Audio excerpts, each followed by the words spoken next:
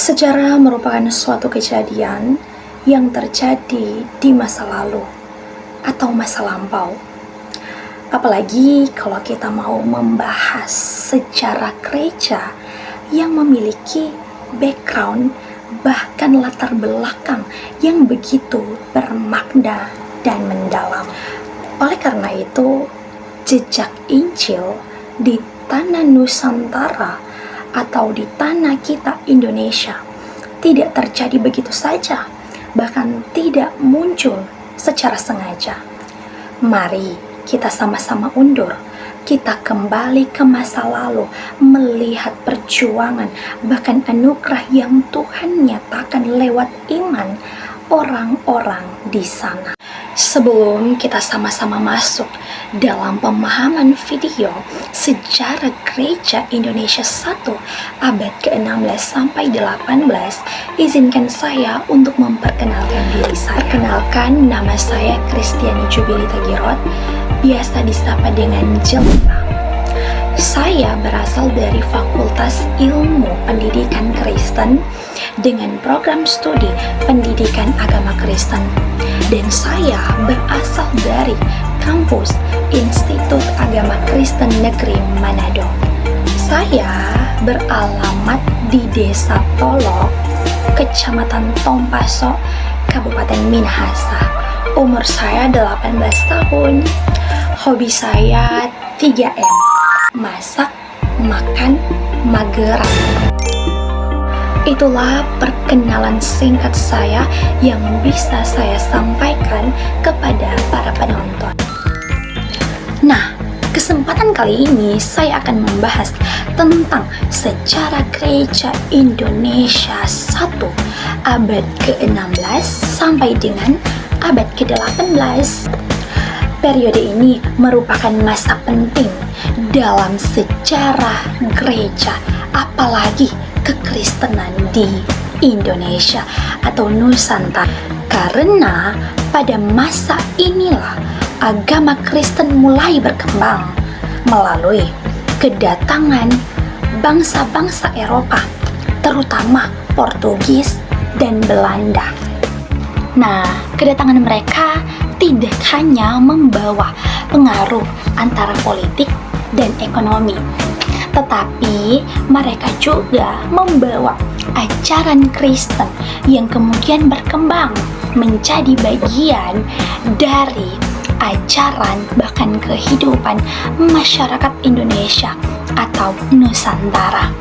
Oleh karena itu, kita perlu memahami sejarah gereja yang ada di Indonesia atau Nusantara secara mendalam dan spesifik.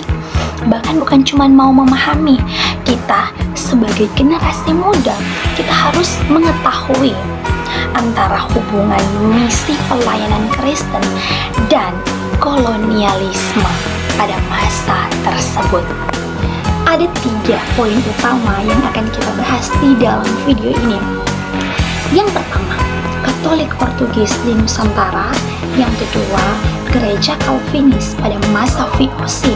Yang ketiga, dinamika kolonial dan pembentukan jemaat lokal.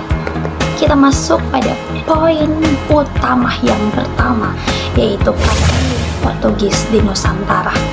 Kedatangan bangsa Eropa di Nusantara atau Indonesia pada abad ke-15 atau akhir abad ke-15 yang dimana mau memasuki abad ke-16, bangsa-bangsa Eropa mencari jalur perdagangan baru menuju Asia karena rempah-rempah di sana sangat bernilai tinggi, yaitu di Eropa.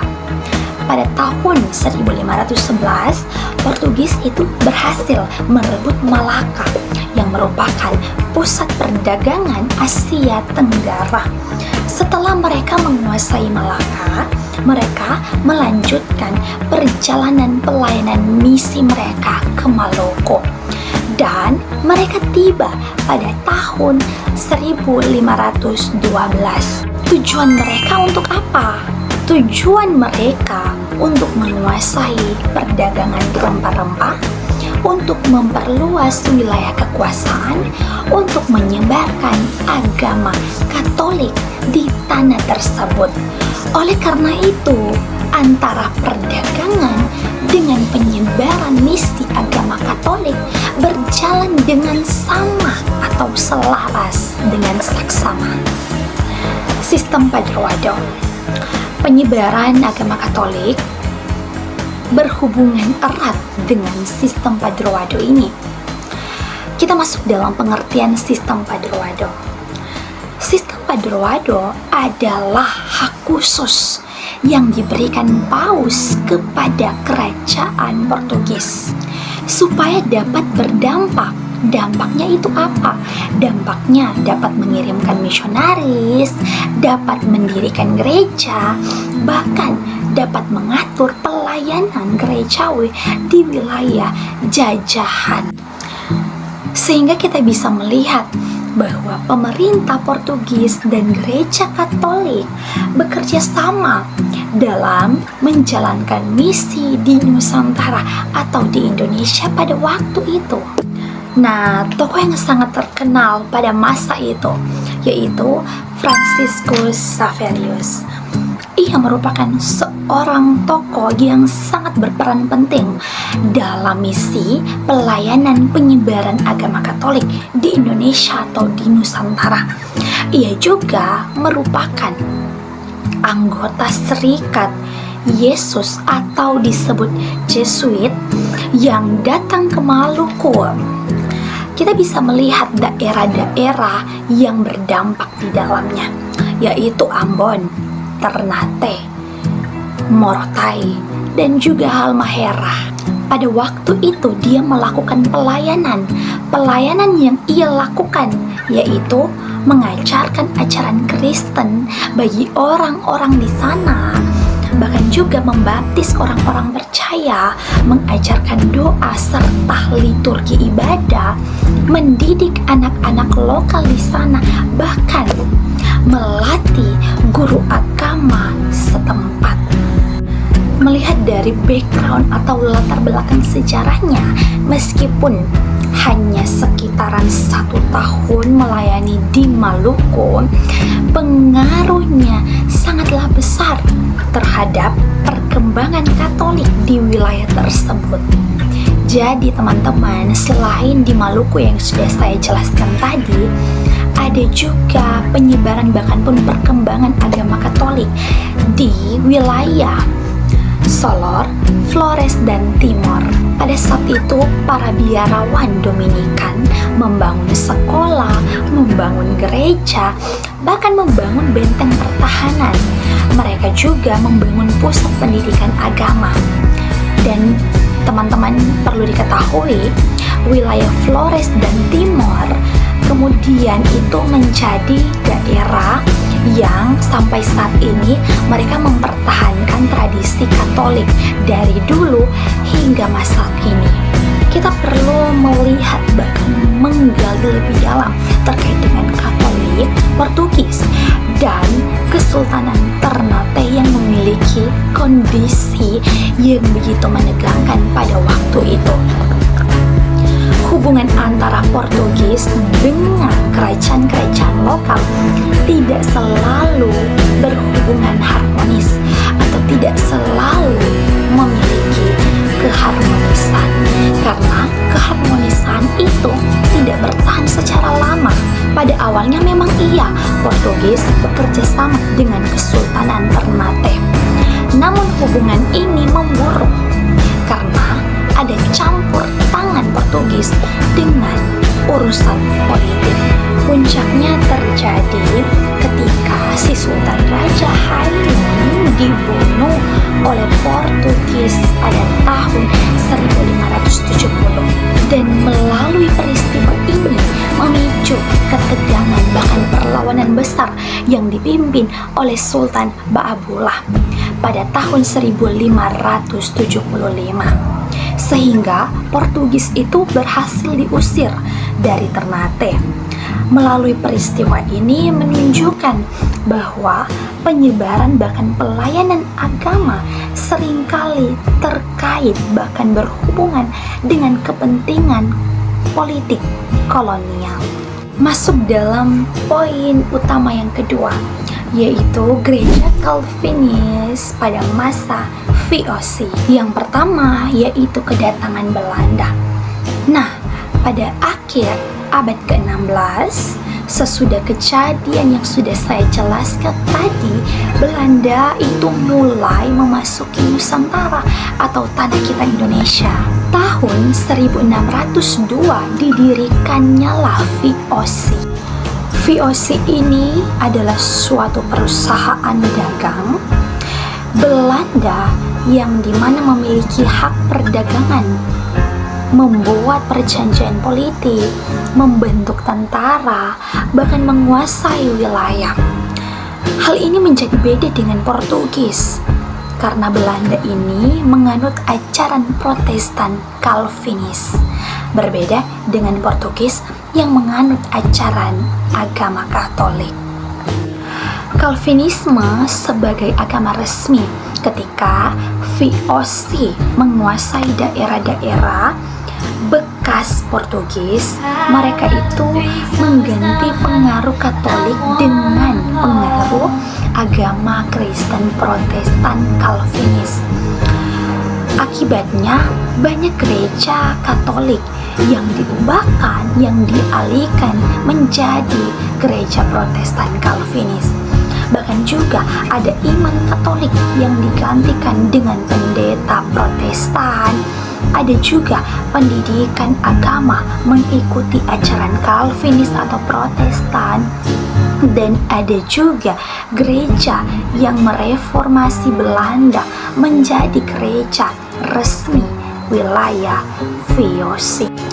Pelayanan gereja pada masa VOC, yang pertama, gereja berada di bawah kendalinya VOC. VOC itu menganut ajaran Kristen Protestan yang sudah kita tahu, yang sudah saya jelaskan tadi, bahwa menganut aliran Calvinis atau Protestan yang berbeda dengan Portugis yang menganut ajaran atau misionaris agama Katolik. Pendeta pada waktu itu digaji, mereka diangkat dulu, baru mereka diupahkan oleh VOC. Bahkan kita perlu tahu pada waktu itu kebijakan gereja harus mengikuti aturan pemerintahan VOC. Jadi harus di bawah wewenang dan kekuasaan VOC. Tujuan pelayanan bukan hanya mau memberitakan bahkan mengajarkan Injil, tetapi juga memperkuat kekuasaan Belanda yang ada pada waktu itu. Kita masuk pada penginjilan, yaitu yang kedua. Banyak umat Katolik yang sebelumnya dibina Portugis dialihkan atau digantikan menjadi anggota gereja Protestan. Jadi jemaat itu beralih. Mereka dari Katolik beralih ke Kristen Protestan karena sudah ada pengaruh dari VOC ini. Seperti yang sudah saya jelaskan tadi, penginjilan ini terjadi di wilayah yang dikuasai VOC seperti Maluku, Ambon, dan sebagian Sulawesi lainnya. Penduduk-penduduk di sana yang sudah dibaptis didorong untuk mau mengikuti ajaran gereja reformasi. Yang ketiga, pendidikan Kristen. VOC pada waktu itu memang mendirikan sekolah untuk anak-anak, apalagi berfokus sekolah Kristen, di mana hal itu didirikan karena mau digunakan supaya anak-anak di sana dapat belajar, dapat membaca, dapat menulis, bahkan dapat berhitung, supaya mereka juga dapat menerima ajaran terkait dengan agama Kristen. Yang keempat, pelayanan sakramen dan ibadah. Pada waktu itu, gereja beribadah di setiap hari Minggu. Sama seperti dengan kita, yaitu Kristen Protestan beribadah yang dilakukan setiap hari Minggu. Pada waktu itu juga terjadinya, bahkan dilaksanakannya baptisan kudus, perjamuan kudus, pemberkatan nikah, bahkan juga adanya katekisasi. Kita perlu tahu, pada waktu itu digunakanlah bahasa Melayu. Karena bahasa Melayu ini dapat membantu supaya ibadah dan pemberitaan firman Tuhan dapat dimengerti dan dimahami. Kita perlu tahu pada masa itu menggunakan bahasa Melayu, karena dengan bahasa Melayu inilah digunakan dalam ibadah supaya dalam penyampaian liturgi, dalam penyampaian firman Tuhan, masyarakat lokal dapat mengerti apa yang mereka sampaikan, dan penyampaian itu dapat bermakna dan masuk dalam hati dan pikiran. Yang kelima itu ada pendidikan dan penerjemahan. Nah, kontribusi penting pada masa VOC itu adalah pendidikan, saudara. Beberapa usaha dilakukan seperti penerjemahan Alkitab supaya bahasa lebih dipahami dan dimengerti. Adanya juga penyusunan buku katekisasi dipersiapkan supaya mereka dapat mendalam mengetahui ajaran agama Kristen. Ada juga pengajaran bahasa lokal supaya bahasa tersebut dapat dipertahankan. Ada juga pelatihan guru jemaat supaya dapat berkembang. Dengan adanya pendidikan, masyarakat ini dapat mulai mengenal tulisan dan memperoleh kesempatan belajar yang peluangnya tuh besar dan peluangnya tuh luas, supaya dapat membentuk kepribadian jemaat lokal yang bertumbuh dan berkembang dalam iman Tuhan. Ada beberapa kelemahan yang dimiliki oleh pelayanan VOC.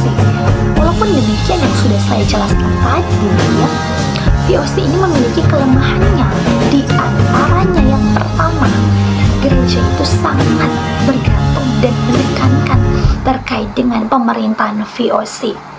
Yang kedua, kita bisa melihat kepentingan ekonomi yang sangat dahulu diutamakan daripada pelayanan rohani yang mereka beritakan. Yang terakhir atau yang ketiga, tidak semua masyarakat lokal menerima kekristenan itu dengan sukarela, dengan lapang dada, karena adanya pengaruh kekuasaan dari kolonial. Oleh karena itulah, perkembangan gereja pada masa VOC sering dikritik, bahkan dijudge, karena terlalu dekat dengan kepentingan ekonomi, bahkan juga politik. Kita masuk pada poin yang terakhir, yaitu poin yang ketiga, dinamika kolonial dan pembentukan jemaat lokal.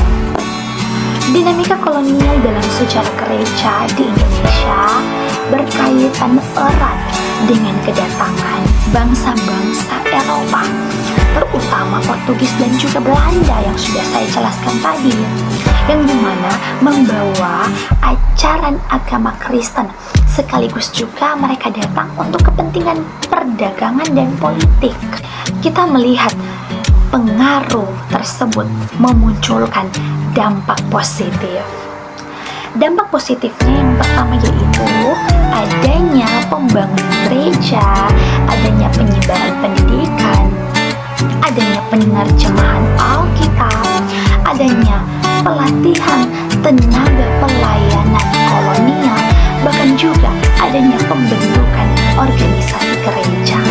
Namun demikian, ada juga dampak negatifnya, di mana agama sering dikaitkan dengan kekuasaan kolonial, juga timbulnya konflik dengan kerajaan lokal. Bahkan masyarakat kadang melihat agama Kristen sebagai ajaran agama penjajahan. Dengan hal ini menimbulkan tantangan bagi gereja dalam mau membangun hubungan dengan masyarakat. Munculnya jemaat lokal. Proses munculnya jemaat lokal di Indonesia merupakan hasil dari penyebaran agama Kristen yang dilakukan oleh para misionaris Portugis, Belanda atau VOC, dan juga ada pengaruh dan dampak dari badan-badan dissenting. Jemaat lokal terbentuk karena adanya peran di dalam kehidupan gereja, seperti munculnya guru jemaat, penatua, penginjilan lokal, pemimpin jemaat setempat. Sehingga dengan hal itulah yang menjadikan penguatan terhadap jemaat lokal, dan mereka lah yang menjadi dasar lahirnya gereja-gereja yang begitu mandiri. Nah, itulah pembahasan yang bisa saya dapat sampaikan kepada kalian, para penonton dan pendengar, terkait dengan sejarah gereja Indonesia 1 abad ke-16 sampai juga dengan abad ke-18. Oleh karena itu, mari kita sama-sama belajar dengan sejarah ini mengajarkan kita bahwa gereja di Indonesia lahir melalui proses yang begitu panjang dan mendalam, bahkan bermakna. Oleh karena itu, kita sebagai gereja masa kini perlu menghargai warisan sejarah tersebut, serta kita terus melaksanakan tugas kita untuk memberitakan Injil dan melayani sesama, bahkan menjadi berkat untuk banyak orang di luar sana.